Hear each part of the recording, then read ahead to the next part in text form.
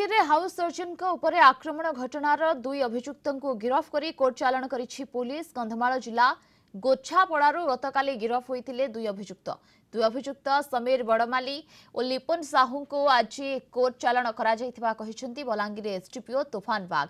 गुरुवार राति Balangir भीमभोई medical college रे जणे रोगी चिकित्सा को नहीं हाउस सर्जन होइतिला आक्रमण। तबे डाक्तरखाना मेडिकल कॉलेज हॉस्टल को फेरुथिबा बेले हाउस सर्जन विश्वरंजन साहू को आक्रमण करथिले अभियुक्त। दुई अभियुक्त पूर्व डकायती मामला रे गिरफ होइतिबा जणा पड़िछि।